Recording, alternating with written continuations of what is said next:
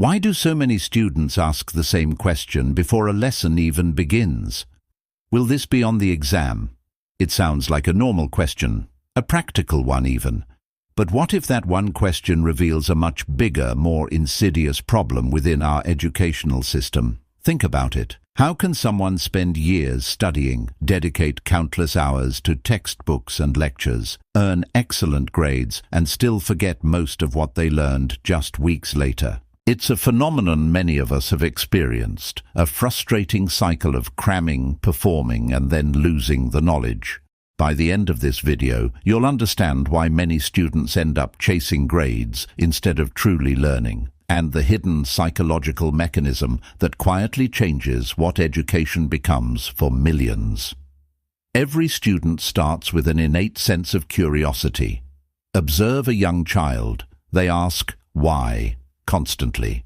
They genuinely want to understand the world around them, from the color of the sky to how a toy works.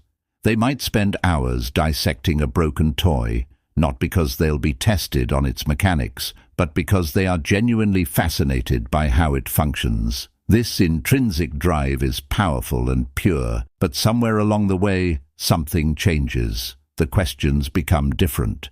How many marks is this worth? Do I need to memorize this, or just understand the concept? Will this specific topic be tested? Notice something strange. The focus slowly shifts away from understanding, from the intrinsic joy of discovery, toward getting the right result, the highest score. This isn't a conscious decision by students to stop caring about learning. It's a subtle, almost imperceptible recalibration of their priorities, often driven by external pressures. At first glance, it might look like students simply care less about learning as they get older. But here's what most people miss, and it's a crucial distinction.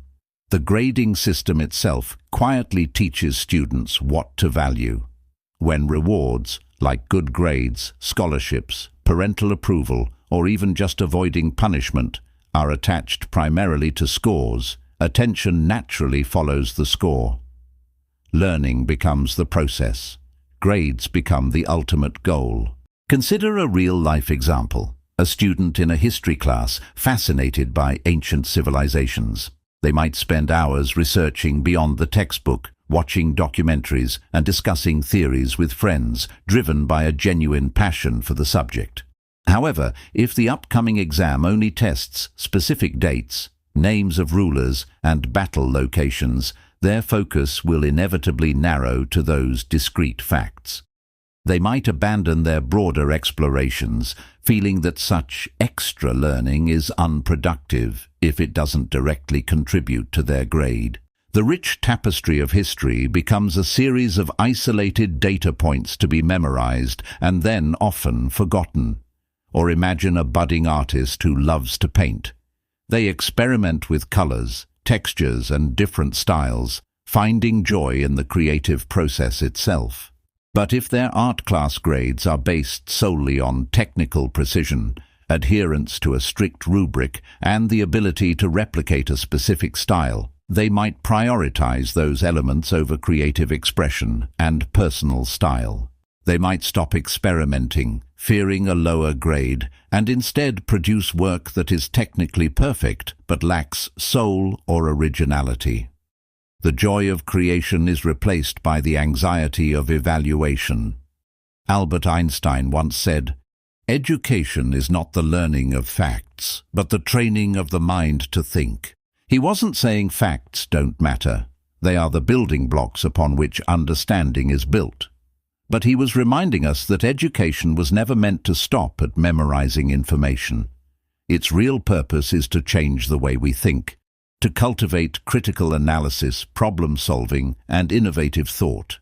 It's about developing the mental muscles to navigate an ever-changing world, not just accumulating data. But when grades become the only measure of success, something unexpected happens. Students begin studying for the test, for the external validation, instead of studying for themselves, for the internal growth and mastery. This can lead to a superficial engagement with material, where information is temporarily stored for an exam and then quickly discarded, much like data cached in a computer's short-term memory.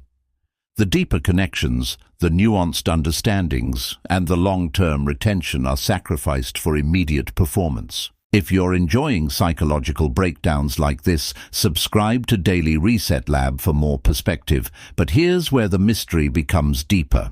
The real problem isn't grades themselves. Grades can be useful. They can provide feedback, measure progress, and motivate effort. They can be a valuable tool in the educational journey. The real problem is when grades become the only reason to learn. Once that happens, curiosity slowly disappears. The intrinsic motivation to explore and understand is replaced by an extrinsic drive to perform. Learning becomes a transaction. What do I need to remember to get a good grade? Instead of, what can I understand to broaden my perspective and skills? This shift is profound, transforming education from an adventure of discovery into a series of hoops to jump through. This transactional mindset can have long-term consequences that extend far beyond the classroom. Students might avoid challenging subjects that don't guarantee an easy A, thereby limiting their intellectual horizons. They might lose the joy of intellectual pursuit altogether, viewing learning as a chore rather than a privilege. They might graduate with excellent academic records but lack the adaptive thinking, genuine passion, and deep understanding needed for lifelong learning and real-world problem-solving. Imagine a medical student who memorizes every symptom and treatment for an exam but struggles to apply that knowledge creatively when faced with an unusual patient case. Or a business student who can recite economic theories but can't innovate when market conditions shift unexpectedly. Their education, while yielding high grades, hasn't truly prepared them for the complexities of their chosen field. One small thing can help shift this perspective. The next time you study or your child studies, ask yourself one simple question. If there were no exam, would I still want to understand this? Because that question shifts your attention back to learning, back to the intrinsic value of knowledge, and away from the mere performance metric. It re-centers the purpose of education on personal growth and genuine comprehension. Here's the perspective shift. Grades measure performance. But understanding changes how you see the world, how you interact with it, and how you solve its problems. It equips you with the wisdom to navigate life's challenges and the empathy to connect with others. Grades measure performance.